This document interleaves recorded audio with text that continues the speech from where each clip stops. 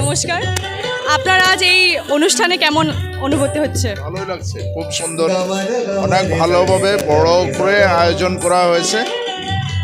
এখানে নিমন্ত্রণ পেয়ে এসেছি, সুন্দর লাগছে, খুব ভালো অভিজ্ঞতা।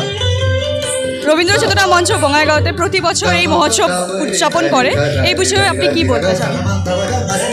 2009 সাল থেকে ওনারা এই অনুষ্ঠান আয়োজন করছেন, আজকে প্রায় 16 বছর। ক্রমান্বয়ে ওনারা এই অনুষ্ঠানের আয়োজন করেছেন, ভালোই লাগছে। বঙ্গাইগাঁও একটি সাংস্কৃতিক শহর, গতিকে এখানে লোকগুলো যারা লোকজন আছেন সবারই সাংস্কৃতিক মনের পরিচয় রয়েছে, গতিকে খুব ভালোভাবে এই এলাকার সবাই এই অনুষ্ঠানটা উপভোগ করছেন, যার জন্য আমারও ভালো লাগছে। ধন্যবাদ আপনাকে।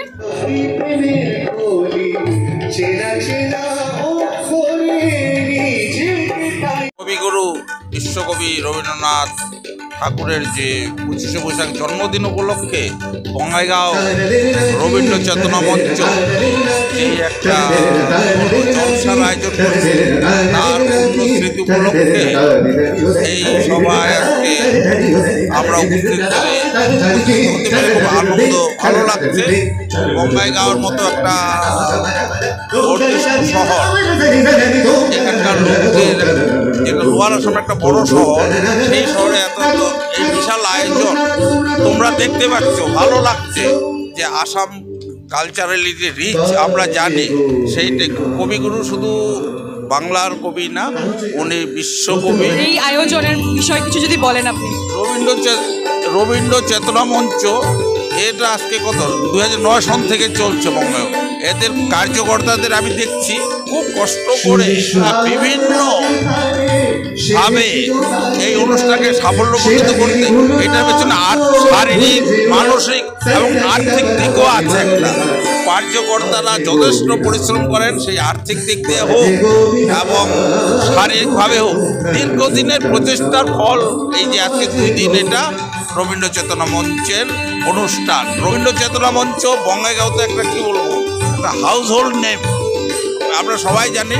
ওনারা শুধু যে এইটা অনুষ্ঠান করেন তা না, ওনারা বিভিন্ন সামাজিক কার্য করেন এবং এই রবীন্দ্র চেতনা মঞ্চের এই অনুষ্ঠান আগামী দিনেও যাতে আমরা সবার সহযোগিতায় সাফল্যমণ্ডিত এত দূর হোক, এইটাই প্রার্থনা করছি। তথা রবীন্দ্র চেতনা মঞ্চের সকল সদস্যকে আমি আন্তরিক ধন্যবাদ জানাচ্ছি। আজি প্ৰথমটো দিন আৰু এগৰাকী শিল্পী ইতিমধ্যে পৰিৱেশন কৰিলে আৰু এগৰাকী কৰিব। ইমান বৰষুণ কেনেকুৱা লাগিছে?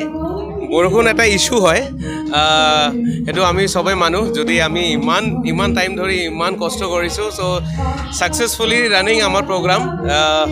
চ' জিমুতে ইমান ভালকৈ গাইছে যে মানুহ ঘৰত যাব পৰা নাই। বৰষুণ আহিছেতো একো নাই, এইটো একদম সৰু বস্তু আমাৰ কাৰণে। আৰু ইয়াৰ বঙাইগাঁওবাসী যিমান শ্ৰোতা আজি আহিছে, চ' thank you so' much for all. আপোনালোকে চেয়াৰখন ইমান ভৰাই ৰাখিছে, চ' আমাৰ সেইটোৱে মেইন। মানুহবিলাক যেতিয়া আহে ভৰি থাকে, সেইটোৱে ভাল লাগে। চ' অহাকালি আৰু মোটামুটি আৰু এক্সাইটিং আছে, যেনেকুৱা দোহাৰ বেণ্ড, পিয়'ৰ ফ'ক বেণ্ড আহি আছে। এতিয়া বৰ্তমান ট্ৰেইনত আছে, আহি আছে। চ' কালি পাই যাব। চ' আৰু নেক্সট আছে Ankita Bhattacharya, Sa Re Ga Ma Pa winner, versatile singer. চ' কালিৰ কাৰণে আৰু এক্সাইটমেণ্টটো আৰু আজিতকৈ আৰু বেছি। চ' বঙাইগাঁওবাসী সবকে ৰিকুৱেষ্ট কৰিম, সবে আহি যাওক কালি, আৰু এনজয় কৰিম। যিমান মানুহ থাকিব আমি ইমান এনজয় কৰিব পাৰিম। Thank you so' much.